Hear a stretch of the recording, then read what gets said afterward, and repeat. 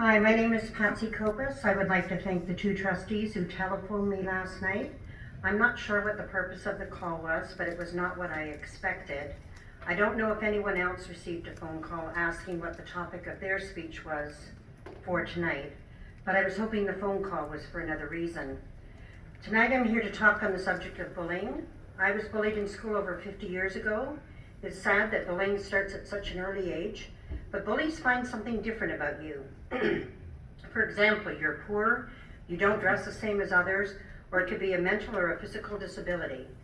But when you get bullied at a young age, it affects you for the rest of your life. It makes it difficult to speak out in public, and especially at school. But you know what happened to the bullies then? Nothing. 30 years later, my daughter and son were bullied and threatened many times. I considered moving them to another school, but the school did nothing and the bullies won again. 2007, 2 students started Pink Shirt Day as a result of a boy in Nova Scotia who was bullied for simply wearing a pink shirt like the one I am wearing. This was a student initiative, not the school.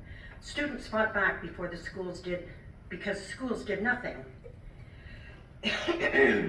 Fast forward to 2022. Every school and workplace has developed anti-bullying campaigns to provide a safe place for everyone. There has always been a massive push for inclusivity in our education system and in our work environment as well.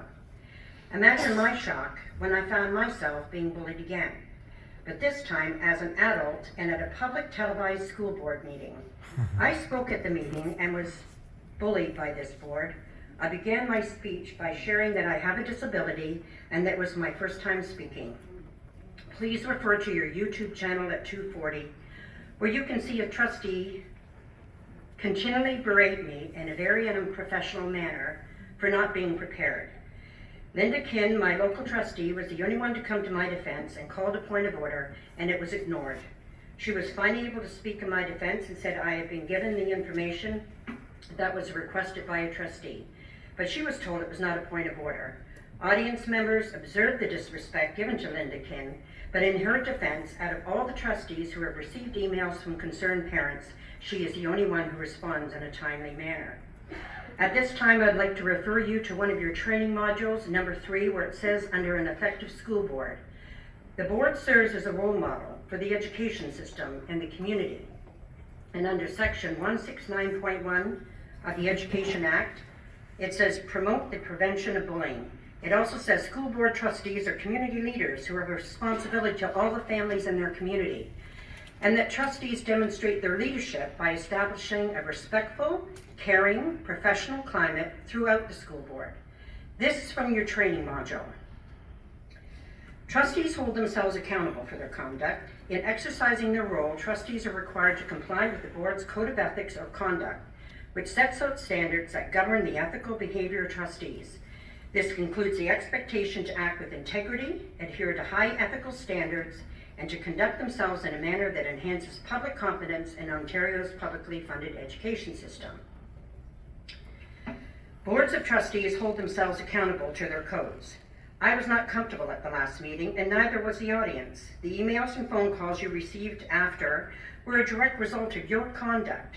We need to know whose responsibility it is to make sure trustees follow their code of ethics or conduct and stop any questionable behavior. I want all parents to feel safe from harassment and bullying when they bring their concerns and speak at these public meetings. Trustees have expressed concerns about their safety and compared meetings like the ones in the USA. I would like to think that we have tried to use some restraint, but our frustrations are running high due to trustees not responding to emails in a timely manner. But these meetings will only be civil if we both act with integrity and mutual respect. I also want to bring to your attention your posture. Watch the video and see the body language of several trustees when another trustee speaks. Their body language speaks volumes, and it is not very professional on their part. They show such a level of disrespect towards a fellow trustee. We need to dismantle all forms of bullying at all levels of the GECDSB. I would respectfully like to suggest all trustees go for a refresher training so they practice the board's code of ethics and conduct and commit to no bullying. In closing, I demand a public apology. Yes.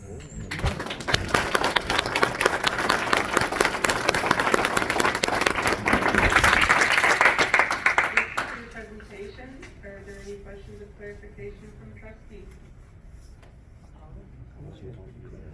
None, thank you very much for coming Cricket. tonight.